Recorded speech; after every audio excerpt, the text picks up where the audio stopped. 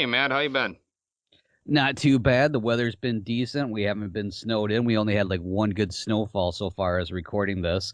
How about yourself? Yeah, we had a pretty good one on well, this is a Monday and last Friday we had a pretty good one. Actually, it's Monday and I don't know if I'm gonna be able to get this posted tonight, but I gotta do this happy birthday dad. So when it does, I still get to hear it at least.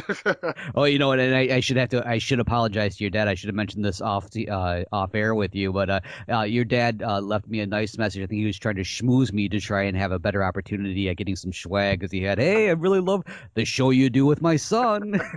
Well, hey, everything he can try, I'm gonna let him. Yeah, there you go. And I was like, well, I won't delete this one. But unfortunately, I noticed that he was not in the winners this time around. So if he wants to re-enter for next month, we'll go ahead and we'll see what we can do. But no promises. Well, he does get to read some of the books I get from Fox Chapel, so he can't complain too much. Well, there you go. Exactly. So, well, hey, this month we're trying something a little different. We have this is the start of, I guess you'd call it blended woodworking month. There- Now, is it like margarita blended? Is no, that what we're talking that's about? after the woodworking. You can't do that at the same time. I was gonna say this is where we have to have the safety little disclaimer and be Then like, we would have the safety week following right after. designs work best when you are maybe half sloshed, but when you're actually running the tools, Yep. that's not the best time to do it. Nope. There's the beer fridge in the shop here for after the power tools get shut off. That's right. Yes. And then you start telling the stories about the near miss. Yep.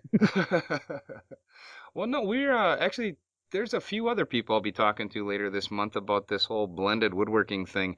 It's I guess it kind of partly irritated me and partly says, "Hey, why do you people have to be a power tool woodworker? Or why do they have to be a hand tool woodworker?" Because for example, I'm making this little series of holiday serving trays. One's a heart, one's a shamrock and a Christmas tree, and one looks like a football with two things on it, and there's a bunny rabbit head and everything. And basically, you put this pattern on, you drill out the center with a Forstner bit because it's quicker, and then you route out the center. I think Mark did a thing on the Wood Whisperer about how to make them. And Hmm. I tried it a little different on the router table, which didn't end up well, by the way. You can't see a darn thing. It's better doing it with a plunge. But at the end of it, you end up with something that's heart shaped. Okay. But when you cut it on a bandsaw and you do all these things, the oscillating spindle sander can do some stuff, the disc sander can do some stuff, but at the end, the little nuances that are not quite right, the files, the rasp, the sandpaper, the taking it to that, the scrapers for the center makes it finished. Right. Yeah, it's the type of thing that if you were to solely rely on using power tool type thing, like you said, the oscillating spindle sander, stuff like that, the type of setup you would have to come up with, the way that you'd have to like stop and think over and over about how would I set this up? I'd have to create a little jig so I could get this angle, and then I'd have to like change this around. At that point, it's like almost like one of those. Maybe you should just leave the design flaw in there, Yeah. where we were like you're saying. Like I know exactly what you're talking about. Like when there's those little areas where you just know to set it up on a power tool would take forever, if not impossible. That's where coming in with like the rasp or the or sandpaper on a dowel or something like that just is the natural progression. It makes absolute sense that that's the direction you want to go in. Yeah, and the same thing with taking out the center of these things. I mean, like the one I'm making that's a heart. I mean, that's only probably 3/4, maybe an inch deep. But the one we made like a football, the center portion of it is almost 2 inches deep. I don't know that I'd really want to take a hand tool and scoop all that out of there. Yeah. Well, it would depend on my mood. Yeah, well, sometimes it could go pretty quick if it wasn't very big. Exactly. But I You're mean, like, whoa, how did I get all the way through that? yeah, the Forstner bit and the big router with the radiused edges. I mean, that made quick work of it, and it's just faster. Can it be done? Can it be done strictly with power tools or strictly hand tools? Yes, but I don't want Yeah. to. Yeah, and that's a good point because that's one of those things that I know there like you said there are a lot of people that are kind of like on the one side that says, well, we have power tools for a reason, and you're only supposed to do it this way because it's the most efficient way. That's what the one thing I hear a lot when it comes to the argument of whether it's all hand tools is it's always, well, it's far more efficient because it can, just hog right through this stuff. It gets it taken care of in no time at all. You're not exhausted and the machine leaves this perfect surface. And it's like, for some situations, I'm sure the machine could leave a really nice surface. I don't know if I would say Hmm. it's perfect. 'Cause I don't think there could be a perfect surface, but that's not for this episode. you know, but the idea that machines are the only way to get things done efficient is it's a crock when it comes down to it. Yeah. What's efficient is one, this is having the skill, and two, having the right tool, Yep. and that tool doesn't always have to be a power tool. Yeah. I mean, I have what I think is a really nice planer, a power planer. It's got Hmm. a helical head. It's a Steel City one. I love the thing. It's great. But there are certain woods, it's going to tear the hell out of it, and it's going to look worse than before I started. And there are other situations, especially when there's twist in a board, I can't send it through there because it's just going to make the situation even more twisted than it was, just thinner. Exactly. Yeah, that's the thing. Yeah, yeah. A thickness planer is not made to give you a perfectly flat edge. It's basically made to just give you, that nice. Well, it's supposed to just remove thickness. That's the whole Yep, thing. and it So, will give you you know, something parallel to what you start with. exactly. That's where I was heading to, and suddenly I got lost in my turnpike. Yeah, I mean, But I've yeah, I've but got some amazing hand planes, and I don't use them to thickness a board because yep. I'm lazy.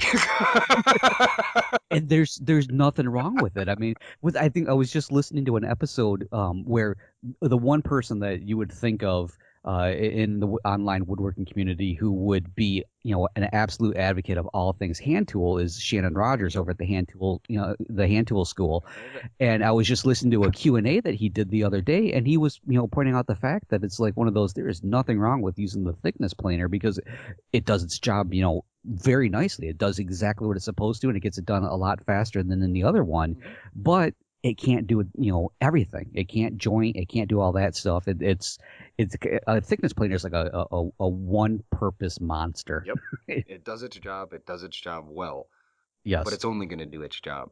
I have Yep. boards that there's times I need a 8-inch board, and I don't want to cut it down into two 4-inch boards to run it through my joiner.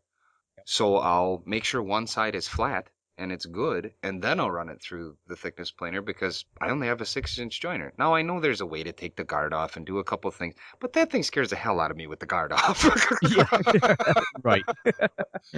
Yeah, I know exactly what you're saying. Yeah, and my hand plane does a fine job of it. And I didn't go and take a class to learn how to do that stuff the right way to not use it anyway. I mean, I Right. know how to make it so it's flat and I don't have to worry about it. I can flip it over, put the flat side down, and run it through that thickness planer and get it close to where I want it to be. I then take either, if I'm feeling lazy, my drum sander and get it closer, or I'll take the smoothing plane and finish it up from there. Right. Yeah. Because I mean, just like on the opposite side, when it comes to the people who are hand tool only, I mean, that's a, I don't want to say they're an interesting breed, but they're an interesting breed of people. you know, but at the same time, though, the one thing that they can do, which it can go right to that same argument, at least as far as I'm concerned. You can kind of draw, one line from dot to dot when it comes to the same people when they're making an argument on the power tools side that, well, power tools are extremely, efficient. They do this job, they do this job, they do this job, and they do it extremely well. Well, the same thing on the hand tool side. If you have the right setup, which basically is you've got a nice sharp blade, the limitations of the tool you're working with, you can achieve the same thing. It's just that potentially, and again, this has everything to do with the experience of the person using it, but potentially the job can be done in almost a similar manner of time. I mean, have you ever seen like Chris Schwartz like Oh, hogging the hell out of something when like Chris using a Schwarz and Mike Seamson when I was up at the school there. I mean, I think I'm pretty sure he could beat a thickness planer just about anything. I mean, that guy is a yeah. machine. They are a machine. Yeah, they're like they're human pistons going back and forth, just knocking the living daylights out of those chips, taking these big shavings out. And the next thing you know, you have this board that you probably would have had to, like, number one, go over, set up your joiner, get that, passes there, and then switch over to your thickness planer, and by the time these guys are done, they more or less have like bypassed that. And well, looking at the two of them, they're not breaking a sweat. Myself, I'd be going for oxygen at that point, but that's beside the Well, point. Mike did a demonstration, and it was amazing because I got to see it when it was just me and him sitting in the shop.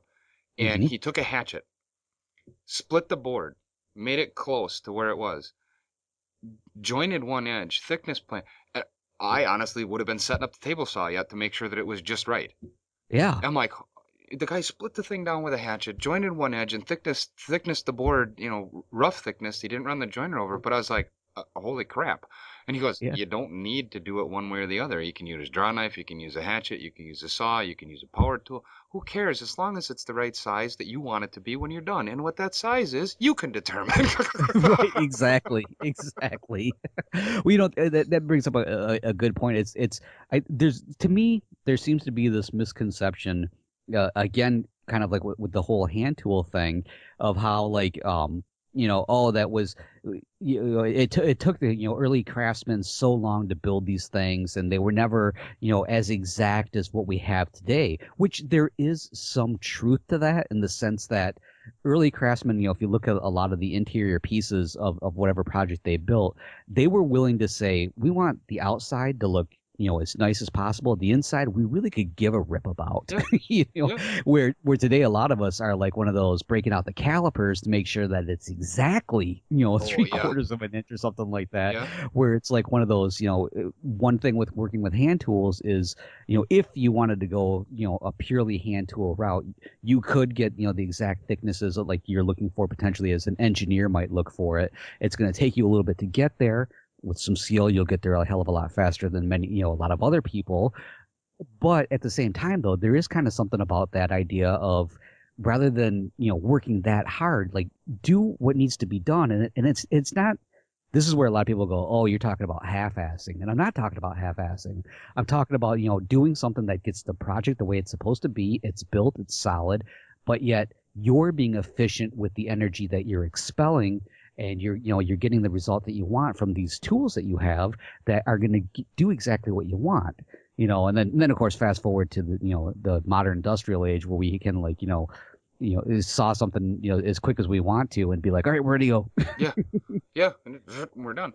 But Yeah. I mean, it's one of them where, okay, the people that made those really old pieces of furniture, the reason that the inside isn't done is, at least the way I've always looked at it, the reason that the inside wasn't finished is it took more time. Yep. They weren't doing it for fun. They Yep. were doing it to make money, and the quickest way you could do it. I'm pretty sure if you gave them a bandsaw and a thickness planer back then, they'd be firing that sucker up, going, Yes. "This is gonna go a heck of a lot faster, and I'm gonna make more money." Yeah, exactly. Well, a great example is, just look at the shakers. There's a lot of this misconception, and it's usually misconceptions by people that are just coming into woodworking, who maybe have no familiarity with the history of the shaker movement. But there's like this idea, like, oh, they were everything about, like, really, simple life, and it's, you're not supposed to have machinery, and like almost kind of like this idea, like they're Amish, Yeah. that kind of a thing. But even, and even with the Amish, modern day Amish, a lot of it is not so much about, reverting back to these old days where everything was hand powered. No, it is about being efficient and using the right tool, and whether that right tool is a power tool or it's a hand tool. The most important thing is to use the right tool to get the job done, because the shakers were actually some of the people who were the earliest adapters of the newest tools, because it was more important to them to use the right tool so that it was done in the right amount of time, so that they could spend more time, since they were a religious order. Everything was supposed to be about serving God, and making sure that you weren't wasting an opportunity, kind of a thing. Like, Yeah. you were, that way you could get it done faster, so that you could be doing something else to help promote. And it's like, yeah, they were like the early, they were the Norm Abram before Norm Abram came around. They had all the super cool tools before anybody else. Yeah, yeah, and I have no problem with hand tools. I have no problem with power tools. I am a blended woodworker. I use them both. And there are times I don't want to turn the power tools on. I don't want noise. I don't Yep. want dust. I don't want any part of it. And there was a couple times that people said something on either Google Plus or Twitter. I don't remember, but until you actually experience the idea of feeling that hand plane and knowing without even touching the wood that that was the one that made it right. Yeah, that is exactly that was the first time I ever used a hand plane, and it was a metal bodied one. That was the first time I actually like felt like I got that feedback from Mm-hmm. the wood itself, which makes you really understand, here's a good example. And when this one time I was using my table saw, and we're all familiar with the fact that there's tension in wood, Oh yeah. and especially around knots. Knots are just God, they would there. This one was like one of those. We all have those moments where something will happen and it will scare the living daylights out of us, and we will actually maybe even consider, "Am I doing the right thing? Is this a hobby that's going to kill me?" Kind of a thing. Luckily, my family wasn't home when this happened, but I was cutting a piece. It was a piece of pine. In fact, it was kind of a thicker piece of pine, and as I was pushing the piece through, I got a little too close to a knot. And I could kind of see like the way that the grain, looking back on it, the way the grain was, you could tell there was a lot of tension built into that wood. And the second that the blade hit that one part of the knot, in fact, it wasn't the knot itself, it was just ahead of the knot, there was this gunshot. It sounded like a gunshot. It was this massive explosion. And it was so powerful. My fence was kind of a piece of crap on this saw, anyways, but it actually blew the fence to the side, and it bound up on the blade, so the blade just came to a dead stop, and all I could hear was the motor just. And I'm like, oh, and I was so freaked out by it. It took me a second to acknowledge that something happened. In fact, I was convinced that something had come back and hit me, just because it was literally this ringing in my ears, and so then dawned on me it was the motor, and so it's like one of those having that tension there just like it helped me to realize that when it comes to understanding what's going on with the wood, you don't feel it with a power tool. Not until it goes wrong. Exactly. You might feel where maybe the wood is, unfortunately, and then you feel, yeah, you definitely feel the wood Yep. across the face or something, But yeah, but with the power tool, I didn't feel it until that happened. Where with a hand tool, even something just as basic as a hand plane, you do get to some degree or another get a feel for where, like, oh well, this is kind of hanging up, so let me back my power off of here so I'm not pushing so hard, or let me just tweak this skew on this angle or something to get the result that you want from it. And until you have that experience, for anybody who's never experienced either one of those moments, it's hard to believe, when you're explaining it to somebody. But Yeah. the first time that you come across something like that, where suddenly you do get that feedback from the wood, you're just like, oh Yeah. yeah. And I guess the hand tools that I use, which I mean I have enough hand tools that I could say I'm going to build an entire project with just hand tools and I wouldn't have to turn on any power at all. Right. And I have enough power tools where I would not have to use any hand tools if I didn't want to. But I like using both. I've learned how to read the wood better and, like you said, feel the wood with the hand tools and understand the grain in a more efficient way that I can then use my power tools better. There are times when you look at a board and you go, you know what? Running that through the table saw or cutting that in a miter saw, that's not safe. And I Right. know because I know what happens when I run a plane across here, or the way the chisel hits here, or when I hand saw it binds on that, for crying out loud, it's definitely going to bind on this other one, you know? Yes. Yeah. Yep. Yeah, because I had that not too long ago with even with my newer saw, which was my new table saw, which is a heck of a lot more powerful than my old one. And it was one of those, I could feel it as I was pushing it through. And this was with like a brand new blade. In fact, I just put a new Forest Woodworker 2 on. And as I was pushing it through, you could see, number one, visually, you could see the grain kind of like cut back on itself. So suddenly, rather than the blade going with the grain, it suddenly was going across the grain.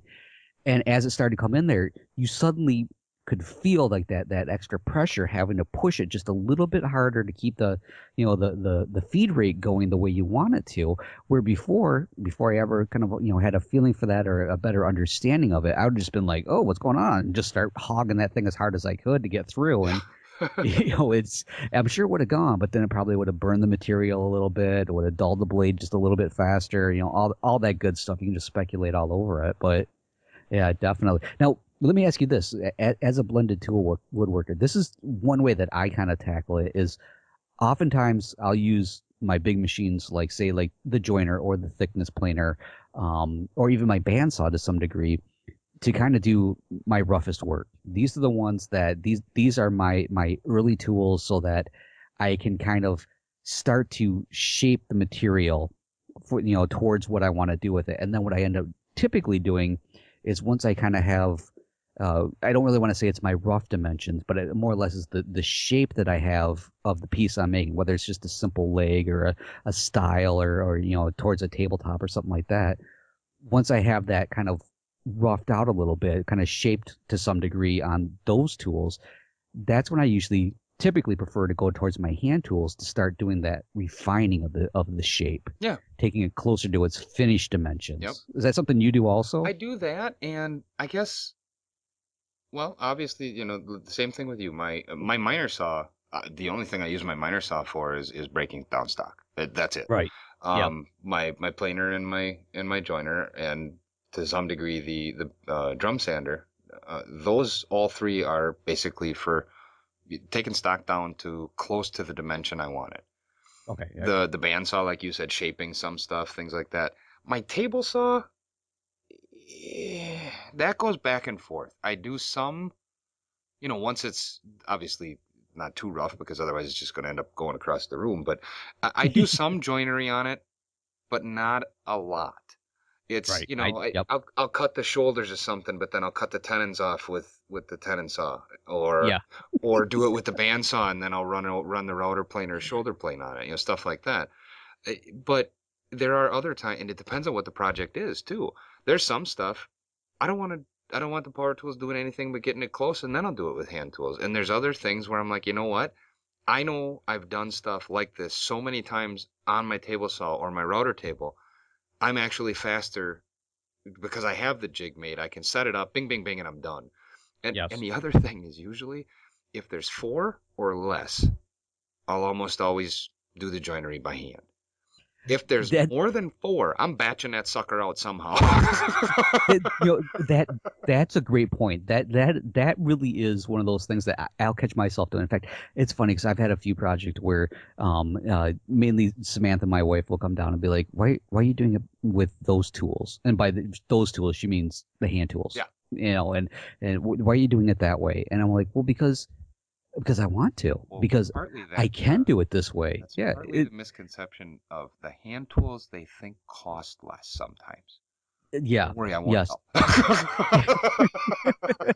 Yeah, that's why she's never accompanied me to a Lee Nielsen event or anything like There you that. go. Yeah, but yeah, there is kind of like that thought though that like if you're going to the hand tools, like well that's not going to turn out the way you want it to. It's going to be really sloppy or something like that. Where in my mind, when I'm going to the hand tools, that is my refining. That's where I'm going to make my slightest, most minor adjustments Yep, you can to take whatever out it is that I'm working on. just a thousandth and stuff. I mean, and okay, yes, there are ways to do that on the table saw. I can Right. set up my miner jig, and or my miner my miner gauge, and have it set to that angle. And if it's not perfect when I line those boards up, I can go back and put a playing card or business card or a piece of paper under one side and just barely refine them on the table saw. But you have to have your table saw as tuned up as you have those hand planes. Exactly. I Yes. made a comment on the post that you were talking about that Shannon Rogers did on Renaissance Woodworker, and to me, I don't care if you're using hand planes or if you're using a table saw or a joiner or a hand saw or even a chisel or a drill press. There's a learning curve to every one of those tools. You're gonna Yes. screw up so many pieces of wood before you get it right. Right. Yeah, and that's like from I've read with like the old apprentice systems, you didn't just simply come in as an apprentice and suddenly start using stuff. You were taught one tool at a time, if you were lucky. Yeah, You know, which is a lot of how I started doing stuff. I mean, I spoke before about how I started on the farm. I was doing joinery, and only part of it on yeah. table saws and with hand tools. I had no idea what I was actually doing. It was like the whole Mr. Miyagi here, cut the way, paint the fence. What the heck am I painting the fence for? Like, fine, I'll cut these things over and over and over. Well, how many years later I look at something going, I know how to do this because I did this for almost 12 years sitting on the farm. Every day I cut these kind of joints. I wasn't sure what I was doing, but I learned it. Right. Yeah. Well, that's a great point because the several years ago it was the second woodworking in America. The one that was there was the two. There was the one in the Chicago area and then the other one, but the one in the Chicago area. Oh my gosh, I'm going to totally forget his name now. But there was one of the speakers was kind of talking about the history of woodworking and like that whole idea with the apprenticeship as hand tools started like once uh, power tools started kind of coming into it, what we would think of as power tools. The need for a skilled craftsman to be skilled was lessened because of the power tool. Now, rather than having to have, a journeyman who could rip X number of board feet, to a line and do this and that with their saws, or to thickness plane to a specific thickness with their planes and do it in X number of minutes, kind of a thing. There wasn't that need to have somebody who had those skills because those are skilled things. It takes. Even now, I've been using hand planes for, oh my gosh, probably I won't say quite a decade, but well, yeah, not even quite a decade. It's definitely less than that. But at this point, I still feel like I have enough experience that I feel like I can teach somebody. In fact, I've attempted to teach people with my own show how to use hand planes. But at the same time, though, if I was ever thrown into like an actual professional shop where for some reason they wanted me to do this, I would feel like I'd be starting at step one, and it's like one of those things. But if I was to work in a professional shop and they said, use that thickness planer over there, just go ahead and run some boards through it to X, whatever dimension they're looking for. It's just a matter of just flipping the switch, and basically following some safety rules and feeding it through. So there's really this massive, like you said, this learning curve of how to use these tools the right way because these just because it has a sharp edge Yeah. it can cut doesn't mean that you know how to do it the right way. There's always going to be subtle Well, things. there's things on the table saw that every time that I'm trying to figure out a new way, my dad does a lot of different scroll saw projects, and um, it's not just fretwork or intarsia or anything. It's really different things, and he'll come up with, I need something, and it's this angle and that angle, and this is going to be the center of the thing, and it's spinning, and I'm like, you want to what? So I have to draw everything out, and I'm like, okay, so how am I going to make this on the table saw or on the bandsaw, and I need to make a jig that's going to cut this just perfect. And I need, I have to make more than four of these because he's batching them out too. And if I didn't have years of experience messing around with the table saw, I would either one, cut my finger off trying to make some of this stuff, or there's no way that it would ever be done. Okay, so I need to cut, this angle on three sides, this angle on another one, and then there needs to be slots in each one of those sides at another angle, and then two holes, and so, okay, the process of doing that, do you drill the holes first or do you make the cuts first? Where do you mark what? There's like a process you learn. Even though I'm using power tools, there's still that, how do you do this the right way without hurting yourself or wrecking the wood? Right. Yeah. Yeah, I know exactly. So, yeah, the way I look at it, there's a learning curve for both of them, and there's room in my shop for all of those tools, and I have them and I love them, Right. Yeah, and I want exactly. more of Well, them. well, let me ask you this. So, like, as you were describing, like, how you kind of got your start with it and everything like that, and I'm sure we've had this Hmm? discussion before, but it's Monday night as we're Ah, recording this, so that's okay. I'm on Monday brain. But what was really, how did you kind of get yourself towards that the blended woodworking? I mean, was it right from the beginning, or were because I Actually, mean, I hated the whole hand tool thing at first. I didn't want to okay, touch them because I was forced to use them at when I okay, was doing things back on the farm. It was no, you're going to do it this way, and I'm like, I don't want to use this. Why can't I turn that thing on? It goes "Vroom," and it's done.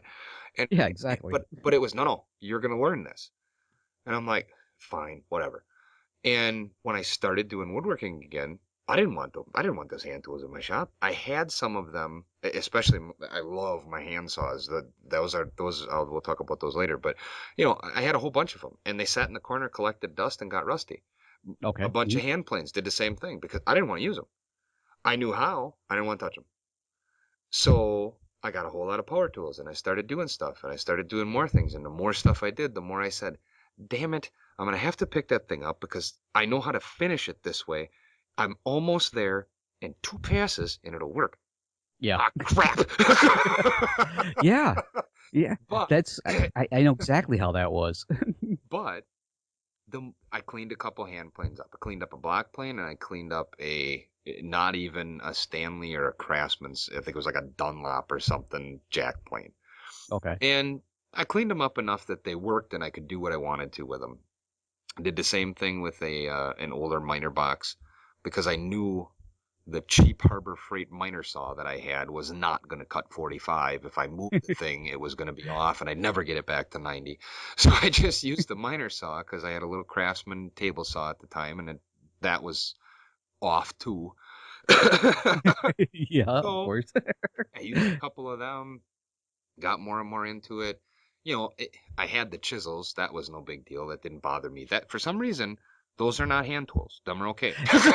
Okay, I'm glad you said that. I'm gonna interrupt you on this one because that is so funny that you say that because that was I think chisels were like my first like quote unquote hand tool that I had. And it was so funny because, of course, the first time I had my chisels, I didn't quite understand sharpening because, well, hey, I've got power tools. And when if this is the last time that you ever sat down and said, well, tonight it's a Friday night and I'm going to sharpen my bandsaw blade by hand, that kind of a thing. So I never thought anything about it. And my first experience was with the chisels. And that was like, it was a horrible experience because I didn't understand the concept of they're not just sharpened by the manufacturer, and so therefore they're ready to go right out of the box. So immediately my first thought was, well, I bought this nice pair because it was a pair of marbles. And I thought I bought this nice pair of chisels, and they're crap. They don't do anything. So this whole hand tool thing is a bunch of malarkey, Oh, and yeah. I went right back into my little shell of power Yep. tools. In the sharpening part, I never had much problem with, but my dad always hunted, so our hunting knives, I learned how to sharpen, when I was a kid, and he was a butcher. Okay. So I know how to sharpen something, and I've learned different because of watching different podcasts and going to different classes and whatnot. I've learned different ways to sharpen things that I can do it fast, Right. but forever I could you could shave with the edges I put on, and I've until recently I used oil stones. Okay. Took me a little longer, but damn near sharp. Exactly. And it's funny because again, sharpening, you can do a hand tool method or Oh, you can do a power tool method. yeah, and that's the weird thing. I was totally against. I didn't want to use hand tools. I don't want to touch those things anymore. I've used them for years. I don't want to look at them anymore. But anybody told me to grind something? What are you nuts? You can't do Yeah. that. That's going to screw it up. And the work sharp thing and the Tormek and the slow speed grinders. I didn't want any part of those though. No, no, you have to do that by hand. What kind of contradiction is that? Yeah. It's that's pretty funny. Well, it's funny because like I said, I had my whole experience with the chisels, and then the next thing, and this is one thing that I've mentioned this to people so many times. A lot. The first plane that I ever had the first plane I ever had was a block plane, And and it was most of so them are funny hand because tools. yeah, exactly. And to me, it's always I'll frequently get emails from people who are like, I almost get this sense of like there's like this sense of shame, like oh, I've been browbeaten, and I'm only a power tool user, but all these magazine articles I read, I'm not a real I'm not a real woodworker because I'm not using hand tools, and it's like. No, you don't come here with your tail between your legs. That's not what it's about. We're just saying, there's things you could do. Let's try this. Let's try the block plane. And of course, like I said, the block plane seems to be it's a good starter. It's the Uh, gateway tool. it is exactly. It's the gateway tool, and it gets people kind of in there. And it's neat because for the longest time when the block plane was my only tool, and even though I didn't had no concept of the sharpening, I still was getting some results from it. It was nice because I could easily refine something that I just did on the power tool, and something I was seeing like, well, I noticed my glue ups are just a little bit tighter. And when I run my hand on this edge, rather than just simply going right to sandpaper, I don't have to sand as much, and go from there. So it was like suddenly, now my real big first step into the blended woodworking world was with a block plane because first I had the chisels, all right, that was all right, that was okay, and then I got the block plane, and suddenly there was like this light went off, and it was like, this is actually saving me a step or two. Yeah. This is really good. Otherwise, because like if I was needed to refine, say, like a miter or something like that, rather than I probably would have done the same thing with like my miter saw or typically my miter gauge and my table saw. I would have to try and set it up and then just make sure that I'm gonna partially split that line. But oh, I slipped a little. Now I've gone way beyond, and I took off more than I wanted. Where with the block plane, I could take off just a fine enough amount that I really was literally splitting the line, and my results were coming out really really fantastic. So yeah, that's great. Yeah, the great gateway tool, that's exactly what it is. Yeah, and the crazy thing is, I think part of it is my tool addiction too. Because Mm. I have a drill press. I don't need another one. I have a router table. Now I have two other routers and a trim router too, but that's another story. Yeah, I have my planer. I have my joiner. Now I would like a bigger joiner, but that's an awful lot of money. I have a really nice table saw. I've got a Laguna bandsaw. Okay, I could use a bigger lathe, but I like that one. It worked. Hand tools. I have a set of chisels, but I'd really like those long paring chisels too. I have a bunch of hand planes, but I don't have a number 2 yet, and I don't have Well, a number 8 yet. well, to me, it's funny because like as you're saying this, the one thing I keep thinking over and over is once you do get that entry tool into the hand tool world, you suddenly go from like blended to diluted. Because you really do suddenly go overboard with one way or the other, and it seems like the second somebody cuts their teeth a little bit on hand tools, there is this sudden deluge of just I need the paring chisels. I need the paring chisels. I need the mortise chisel. I need this. I need this. I need this. And you keep adding all these things, Oh yeah. and it's funny because then there almost is like that one day where like you suddenly just like wake up out of your yeah, it's almost like you have like a hangover. Yeah. You start looking around going, Oh, I haven't got any room in this what have shop I for more tools. done? I've got to kind of like, pare these down a little bit and figure out what I really need. And it's so funny because suddenly you realize that 18 set of chisels in every imaginable millimeter Yeah. and inch size that you can think of, you suddenly realize that really out of all of those, I only use these three or four. Hmm. Yeah. Scary enough, I've got a really nice set of two cherries chisels that I picked up at Woodworking America last year, and I still have one of my old. They don't even have a brand on them. I mean, they're some cheap junk I picked up that every couple of swipes you need to eat, but it's the perfect size. Right. And Yep. I have to free sharpen it more often than the other ones, but it's the exact size that I use almost all the time. And I'm like, damn it. Still didn't get Yeah. rid of this one. Right, but yeah, but the fact that you use it all the time, it still justifies it, even if you have to keep redoing it, But I'm sure there's other tools that you have that you're just like, when the hell was the last time that I actually used that? Oh, I can't even remember. yeah, I picked up one of those. It was actually really, really cheap. I think I got it for like $15. They call it the circular plane. Okay. I Yep. think I picked it up just because, well, it looks really cool, and it's $15. I mean, It's it's immaculate condition. Every little part works. The blade is still like brand new. I don't know how I picked it up so cheap, but I did, and I'm like, hey, I have one. Don't need yeah. it. Yep. But that's the same thing with my dovetail jig. I picked that up for $15 because somebody is getting rid of it. I still have never used a damn thing.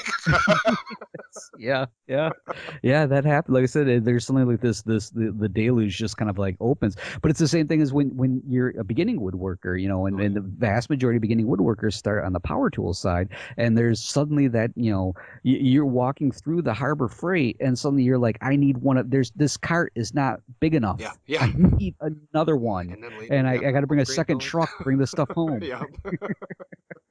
And the hardest part is explaining to the wife why you need a different one when you already have one. Yeah, exactly. Or you're talking to the store manager about now, like, yeah, can I get the trailer Yeah, the trailer outfit over there, and we'll go ahead and just set it up now, and then load it while I bring the truck there around. you go. Yeah, but and it's so funny because I went through this whole thing like I said when I first got that block plane, then I started to start using it, and I started kind of seeing what I could do with it, and then immediately that's when I did have my deluge of my hoarder event. Really, it's more or less what it was of hand tools. I mean, I was hitting these flea markets, I was hitting everything else, and I was buying pretty much if it looked like a hand plane, I was buying it. And it was funny because there was some seasoned guys there that were like, yeah, okay, well, it's a good thing he's getting it off the market, so I don't have to see that damn thing anymore because I'm tired of looking at it. And good luck with that, buddy. Yeah. And going from there.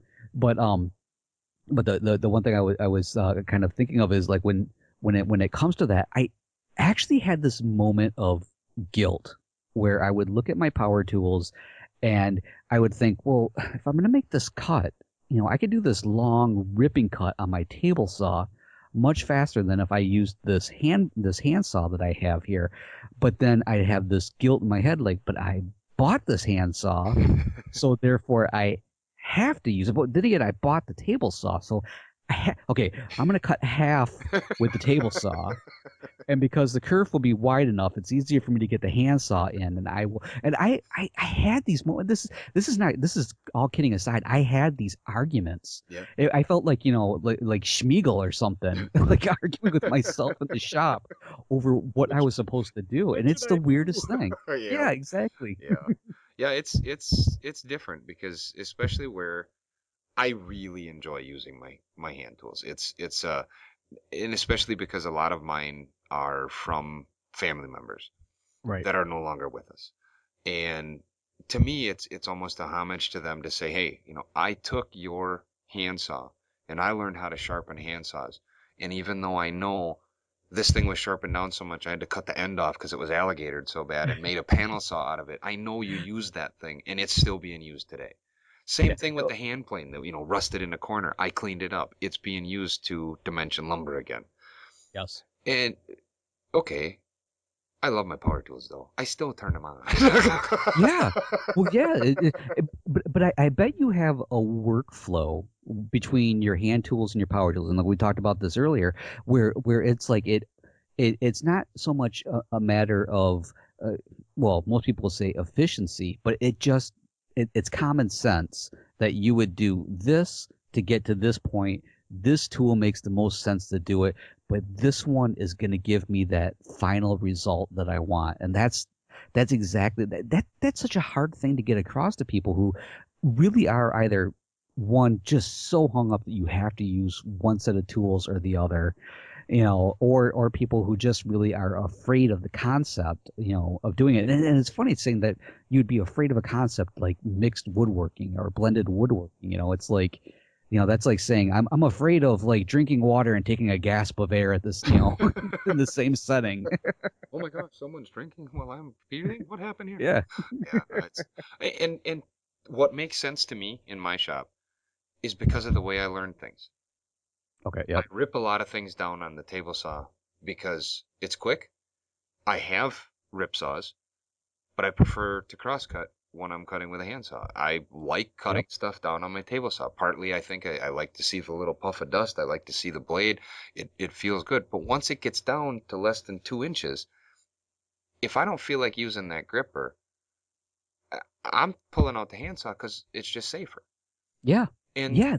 That's a good point. there's times where it's a safety issue that, you know what, Th- this is not safe to do on that power saw because my hand is too close to that. Or I'm pretty sure that this knot is going to blow up. Yeah. Yeah. Wait till that happens Oh, to you. trust me, mine was the router table. I didn't even look at the router table for almost 2 months because those locking miner bits, Oh yeah. those huge monster I hate stinking those things. things. Yeah, I thought it was awesome, and I made my own molding kind of, and I was gonna cut the miner on it so they'd fit on the corners, and then the other side would have this profile, and it'd be really cool. And I ran that through there, and you should really take several passes at that. And when it catches and it blows up. You shut the router off and you go in the house and you go, oh, yeah, oh, yeah, oh, yeah, oh, yeah, oh, yeah. And thank God you have all your fingers and everything is in place. And then you don't turn it on again for 2 months. Yes. Yes. Yeah. It's so funny because that's another one of those things like with hand tools, you really understand like a limitation of like, okay, in order to do this step, I have to accomplish this step first. And it's funny because I think using hand tools, because of the fact that you really have to kind of think out your steps a little bit more, before you get to the final result, I think it's helped me become a better power tool user because like you're saying, like you want to remove some material first before you get to it, and it's like it would be the same thing as if say you had a similar, if there was a locking bit molding plane, can you imagine trying to like hog enough material in one Oh, pass? God. If your arms are that big, I ain't messing with you. Yeah, no kidding. Yeah, it's just like, don't even worry about, you don't need to sharpen it. Trust me, if you got that horsepower to push it through, you're set, Yeah, buddy. no You kidding. don't even. But again, it's like one of those, it goes into that idea of like the feedback of the material. Yeah. Once you understand it, like from using hand tools, it's amazing how it translates over into power tools. Once you understand how much, how to work the materials, like how the steps you have to take so that you can get the best result. Because how many times have you used your router bit, and even though it might be kind of on the sharpish side, Yeah. you end up getting still some tear out because you took a little too deep on it. Hmm. And that's like where we're using like the molding plane, you have an idea, or just using any plane, you can easily go too deep and get some tear out, or you can back the blade off just a little bit Yeah. and get a nice wispy shaving that gives you exactly the surface you're looking And for. there's that feeling when nope, I got to take this blade out and sharpen it. Yeah. Where Yeah. you need to, and that's a discipline, or you need to teach yourself when to do those things with the power tools.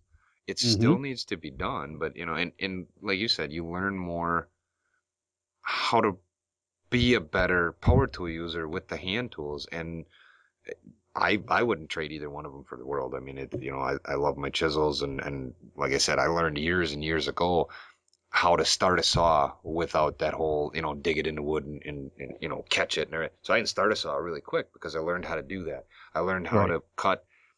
Somehow I forgot how to cut plums sometimes, but usually I do okay. I learned how to do all those things. When do you want to run your chisel bevel down or bevel up? Because there's a better way to do it in certain situations. I had to learn all over on the power tools. I didn't know what the hell I was doing because I didn't use them. Right. Yeah. Or No, no, yeah, absolutely. or the Yeah. little bit that I did use them was minimal enough where he didn't have a router table. He used his molding planes and a lot of that stuff. So, well, this must be you can do it all at once, right? No, not so Yeah. much. Yeah, exactly. Yeah, it would almost be like one of those, oh, well, because it has, and this is like one of those things I always laugh when I always get questions. Before the table saw I have right now, I have a 1.5 horsepower motor on the table saw. And to me, I almost feel like I have too much power in it. And I know that's one of those things. There's plenty of people right now who are like, are you kidding me? See, I went up on mine, but Yeah, exactly. But it's like one of those things. My old table saw, it was my grandfather's. I mentioned that before. It only had a half horsepower that's on what it. I started with too. Yeah. Yeah, and the table that we have in our dining room right now, I made it out of ash. In fact, it was 5/4 ash, and I cut it on that saw. What it comes down to is it's not about the horsepower, because this easily again goes to hand tools. Yep. There were plenty of craftsmen that probably were cutting through ash and maple using just their hand saws, Hmm. and it wasn't about speeding through it. It was about using the tool the right way, making sure that the blade was sharp, and finding that feed rate that ends up getting the material through without, well, if you were doing it by hand, without killing yourself and passing out from exhaustion. But with the table saw, for me, it was a matter of getting it through, finding that nice steady feed rate that worked for both the saw and the motor itself. And I had no problems with it. In fact, I still to this day kind of grimace every time somebody sends a question in like that. And it's like one of those, quit looking at the horsepower. Just think about the way that you're handling it, Yep. and that's that works great. Yeah. So I I took the horsepower. I took mine from a 1 3/4, which is actually run at 1.5. But anyway, up to a 3 horse. Part of that was when I got the bigger bandsaw, it was 220, and I wanted to add 220 to the 220 and some power to my table saw. The only thing that I know that there's a difference on is I don't have to change my feed rate when I'm cutting really hard wood. Okay, right. Other than that, there's not a whole lot of difference. I mean, it doesn't cut smoother because it has more power. It doesn't cut better because it has more power. It's I can cut maple quickly without burning it. Yeah. And it'll still, if I slow down too much, it's still going to burn because it's still running in one spot. But if you cut too quickly on a lower horsepower one, it's going to slow that blade down and burn it quicker. Yeah. So I can cut maple really fast. That's the Well, only difference.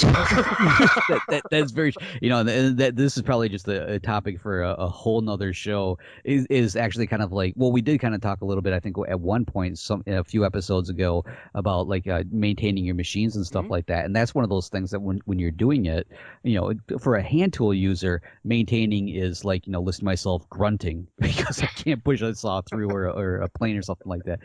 But actually you could kind of listen as you're making contact with the plane on the wood. You could hear when it's finally bottoming out. But more importantly, with a power tool, so many people ignore the sounds that their tools are Oh, making. you have to listen to them. You Yeah. can hear it when they're that. If something doesn't sound right, like when we were making these router trays, the holiday serving trays, there was at one point I'm like, shut it off to my dad, and it was something didn't sound right. Yeah. It's just as soon as it doesn't sound right, stop. Yeah. And the same thing with the hand plane. If it's got a little chatter somewhere, something's not right.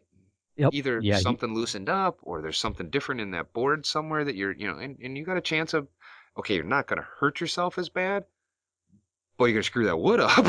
Yeah, exactly. I'm Yeah. pretty sure you want me to Yeah. replace the whole thing. Yeah. The idea is not to have the chatter across it. Because the chatter is not just going to be the sound of the tool. It's also going to leave some chatter marks on there. Yeah. So, well, one thing, as we were heading into this, I know you had mentioned, you had your class with Mike Simpson, Oh, yeah. That was and awesome. yeah, and oh, that was all saws, or was that? That was I had 2 days. One was the second day I actually got to have some one-on-one with him, and we did all hand plane. It was basically sharpening chisels, scrapers, hand planes, every little thing to really how he does it. And then on top of that, how to tune all those things to work just right. Like how to seat your frog, how to make sure your blade has contact, how to camber certain one, which ones you camber, which ones you don't. Every little thing about that.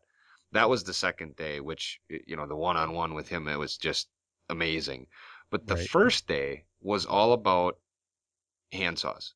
And I Okay. thought I knew about handsaws before I went up there. Okay. Gotcha. Wow, did I learn some stuff. I mean, I knew a fair amount about handsaws, and I've always liked them, and honestly, I just think they look cool. I mean, it's something about them. But I have, I actually had, I have to admit, I have a poll out on my site that says, how many handsaws do you own? And I did see that poll. it Yes. says, don't just tell me how many handsaws. How many saws? I want to know handsaws, back saws, coping saws, cutoff saws. Count your hacksaws if you have to. How many handsaws do you actually own? I was the first one, and I think right now still the only one that had to mark the over 20. And I'm a power tool guy from day one. Come on. Somebody's got an issue. I think Yeah, I got an uh, addiction. yeah, intervention's on right now. As we're recording this, so maybe once I'm done with this, I'm gonna see if they'll come in and talk to you. Yeah, probably. Yeah, I actually built a sawtail for mine. To get them out from underneath the bench and collecting Okay. dust because from from what I remember being told when I was younger, and then reading in Mr. Schwar's book and going, why in the hell do I have these things sitting under the bench? They should be standing up because dust collects moisture, which collects salt, which causes rust. So dust Right. causes rust. And That sounds awfully familiar. I was told that before, didn't listen, had to read it again and go, yeah, the old dude was right. So I cleaned them all up, and I actually, hopefully later this month, I'll have a video on how I went about cleaning up handsaws and a very simple way that Mike showed me to clean up handsaws too. Oh, Yeah, cool. Definitely looking forward to that. yeah. And in the sharpening part, I mean, I kind of toyed around with sharpening it before, but wow, it is really true when you have a sharp new saw compared to a resharpened by a machine saw and then a sharpened by hand saw. You Okay. have three entirely different saws you're cutting with. A machine cannot do what you can do by hand if you do it properly. It's just wow. I believe it. I really do. I actually, and now because I've learned enough about it, I'm going to show some of the people at the guild that I'm in how to do some sharpening by hand and a few other things. But um, like I said, I have a lot of hand saws. I have, I've got a dovetail saw, I've got a carcass saw. I actually at Woodworking America picked up my first bad axe saw, which is one of the few I actually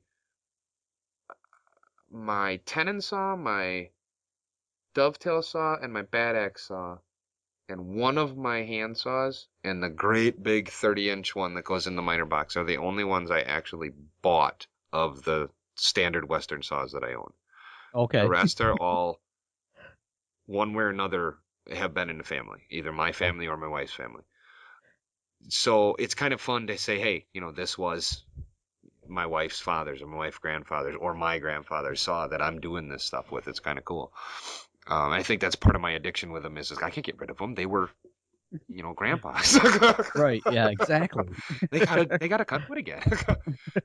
But there's a maintenance level to them. I mean, there's once you have a saw sharp, and I have a lot of hand saws, but most of them are kind of specialized. One is a Right. dovetail saw, and I reach for two of my hand saws the most, just because I like the way they feel, I like the way they cut, and I know that they're always sharp because I always make sure they're sharp. And one of the things I use the bigger hand saws for the most is actually breaking down stock. Okay. I'll go up in the garage. I'll cut down to basic, like 4 or 5 inches, or maybe even an inch or 2 inch, depending on how much wood I have, longer than I need. And then I'll bring them and the saws back downstairs. I might rip some down, whatever I need to do. But a lot of it is breaking down stock with the hand saws. Then I'll turn to either table saw or the joiner or different things and do stuff with them. But the back saws, I mean, those are joinery saws. Do a ton of stuff with them. The fun part was the sawtill, since I figured, okay, I'm gonna cut a few of these pieces because it was plywood on the table saw, just kind of. But the rest of it, I used the saws to make its new home. Yeah, it's like one of those, you're gonna live here, you need to do a Yeah. little Habitat for Humanity kind of a thing. Yep. So when it comes to hand saws, so which I don't know if you filled it out or not, but which one would you have to mark on there about how many you're looking at over there? Well, that's what I was just doing the running tally right here, and let's see, there's it was like something like 14 I have. Well, you're still under. See, you're not quite to the intervention stage yet. You've got Yeah, time. well, if you have to ask if you're alone out in the wilderness with this many saws, that might be saying something. But but yeah, and it's funny because I have like I was looking at it, I'm like, I've got this and I've got this and I've got that, and I can easily say all of mine are ones that I've purchased. It was the one thing that was kind of my grandfather didn't have any hand saws that I'm aware of unless they were hidden away like out in the barn covered with bat poop or something. But yeah, so all of the ones I have are ones that I've picked up, and I've got a couple of duplicates here and there. And it's funny because I was actually just thinking the other day um, of maybe picking up. Because I'm so short and my arms are so short, what most people consider to be just a panel saw to me is like the perfectly sized saw. Yeah, see, It's- you don't have to have your sawtill can be smaller. exactly. Yeah. In fact, that was it. I was joking around with some people about that not too long ago, and so I've been thinking about picking up the Lee Nielsen panel saws. I have an opportunity with Highland Woodworking since they're one of my sponsors. That was one of the things was it was like hey, would you be interested in let us know what you'd be interested in, maybe we can take care of that. I'm like, all right, well, I have my two main saws that I do the vast majority of my breakdown. Actually, one is my vast majority of my breakdown. That's my crosscut. Both of them are Craftsman saws, Oh, and they have the red handle. The blade itself is actually very thick compared to like, pretty much anything else out there right now. In fact, I want to say it's almost like twice the thickness of like a regular kerf. But the crosscut one, I will be completely honest. I mean, the vast majority of my videos that people have seen where I'm actually cross-cutting something down to size because I use it a lot to break down my stock to, the basic Mhm. size and then go from there. It is this plastic red-handled saw, and it works. I Yeah. mean, there's no doubt about it. I mean, I even cut some beautiful cherry plywood, a couple of years ago for a project I did for my wife Samantha, and I used that, and I get really good results with it. It needs to be sharpened now, which makes me think I need to pay a little bit closer attention to how to do the sharpening because I've got the files and I've got a great DVD, on it and everything. Mhm. But it's like one of those, yeah, I'm still really intimidated, which is funny because I have a Lee Valley jig for sharpening saws, Oh, really? and Cool. yeah, and it's really neat because it's basically just it it to some degree it's just a handle and it has you put the file into the device and then it sets an angle, Oh, and okay. you can have all these various angles that you need for the fleam or whatever. I can never keep the terms straight, the rake, the fleam, And the fl that's one thing we covered quite a bit, and it was I had the concept before, but to really understand why, I've read it, and you read it, and you read it, and you read it, and you're like, yeah, yeah, whatever. And then once you finally have it shown to you, you're like, oh, well, duh, that just makes sense. Yeah, yeah, exactly. Well, I mean, I even watched one of the videos and I'm just like, that just makes total sense. How you do this and you set up for this and you get this kind of, your body position because it's really all about body position is the most important thing, and all this stuff. And it's like one of those that jig I ended up using the very first time, and I had this just crappy miter box that I think I picked up at one of the home centers, with like the crappy Stanley saw in it. And it cut okay before, you get to a certain thickness and forget about it, it completely bogs down. Well, I used this jig this one time, and the result afterwards was night and day. I mean, this thing just cut like it was butter going. It was insane.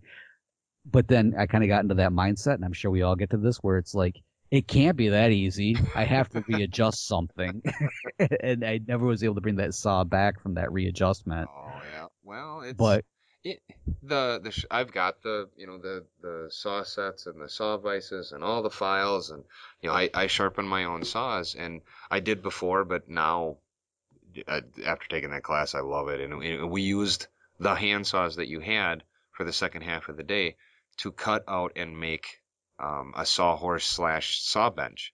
okay, Most of those cuts were not straight either. yeah. Not because I couldn't cut straight. It's because you actually cut an angle to make your legs flare out. You cut the taper on the legs when you cut them, and it was no. It's going when the way you cut it. That's how it's going on. There you go. Yeah. And Yeah. here's how you adjust when your legs are crooked. Oh yeah. Yep. Absolutely. Yeah. Let's see you adjust that on a power duo. Yeah.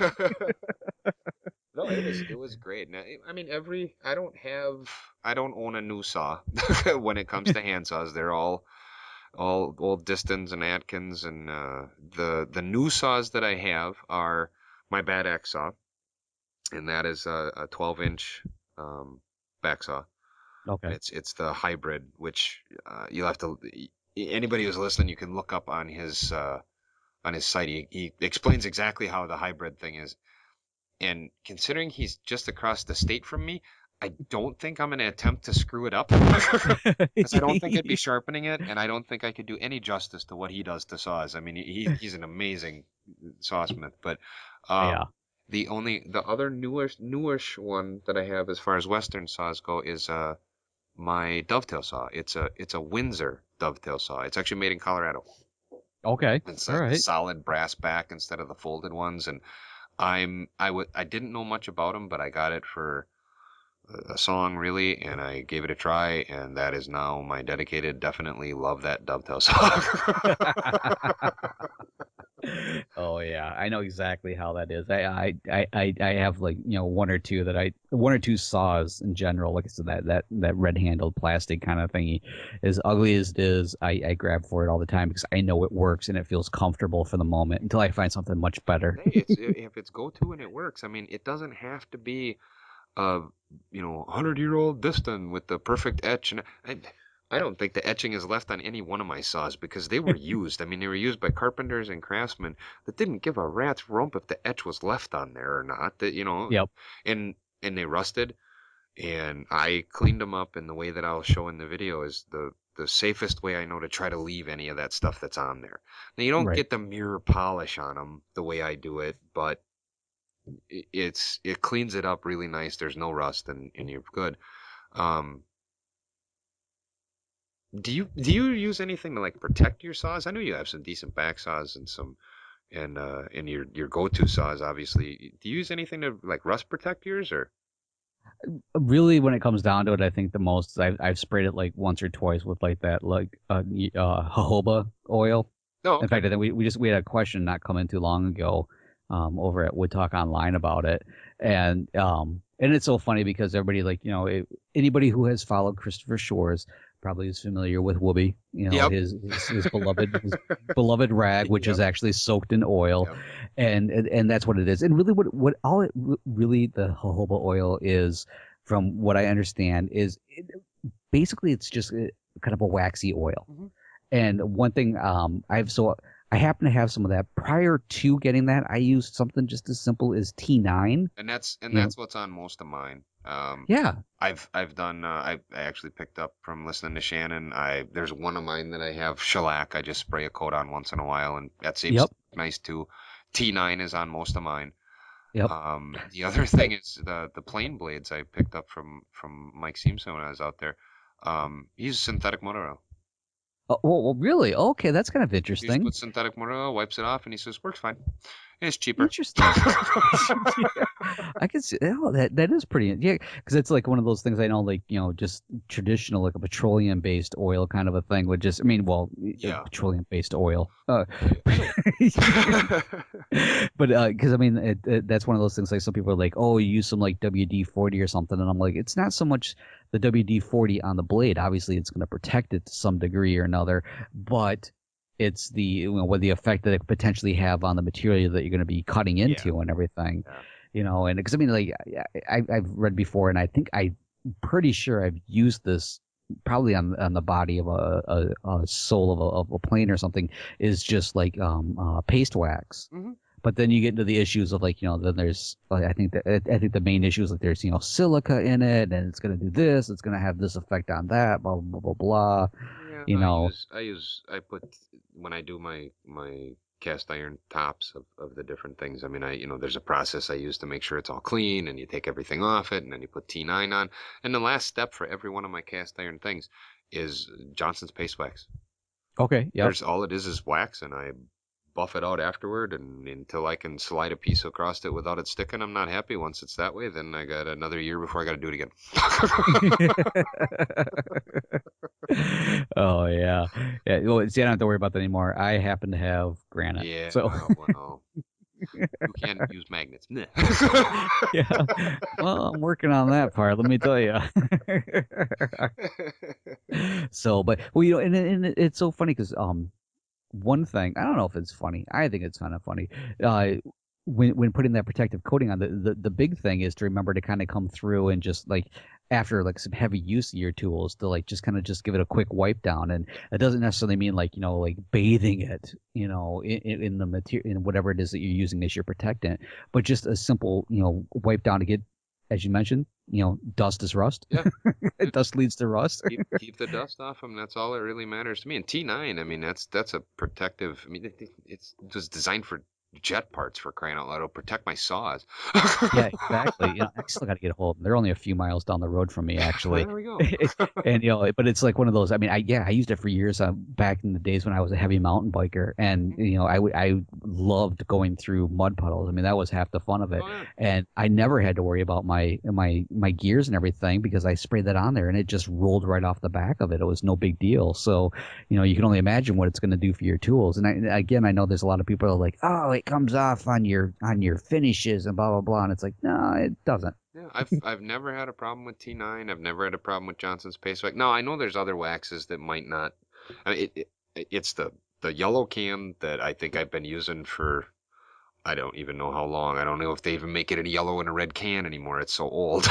Yeah, I've got the same exact one. I've got it sitting in my shop, and I think it was probably like the first like real finish other than polyurethane Yeah. that I ever purchased. Yep. So, but anyways, Well, hey man, anything else you can think of with saw wise? I guess last time when I had the live thing, I mean, I had question after question about the hand saws, which was actually really cool because especially just coming back from Mike's school and a few other things going on. I mean, I was all hepped on them too, and obviously, if you own over 20 different type of hand saws, you kind of like them, so you don't mind talking about them. it's on the verge of stalking. I just want to let you know that it really is. That's like scary. Like, that's when security starts following you around in the saw Yeah. area. Not because they're concerned that you're going to steal something. It's because saws have said this guy scares us. Yep. It's okay. The new ones are generally safe. I have a thing for the old ones. Yeah. It's the cougar saws. There we go. uh, yeah, no, when it comes down to it, I just saws are so they are definitely one of those.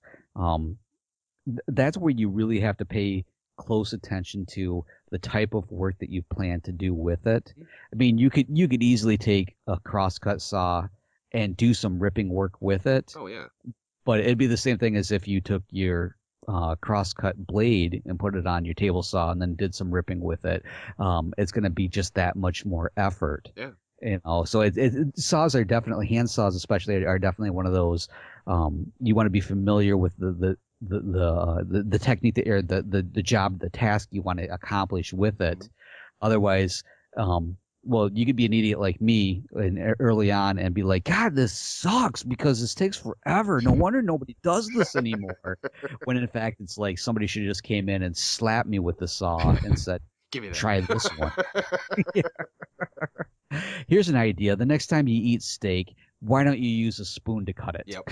Yeah, yeah, there you go. That's a perfect analogy. I have my two go-to saws that generally work for most of the wood that I have. Or Right. most of the wood that I use for most projects, which is it's generally domestic, maple, walnut, some butternut, which is a little soft for the saws I use, but they still work. Um, when I go to cedar, I have some saws that I have a different rake and a little different fleam and things put on, so it'll cut a little smoother. There's two saws that I have set up basically for softer woods. There's two saws that I have set up for harder woods that if I'm doing some stuff with exotics and I want to break them down. So I mean, each one up there it has its own job and it does its own thing. Okay, generally those two do it, but I might need those other ones once in a while. Yeah. Yeah. Yeah, exactly. Well, it's so funny because this is just kind of like one of those when I took a handsaw class with Chris Schwartz years and years and years. In fact, it was actually like my first real class I ever took.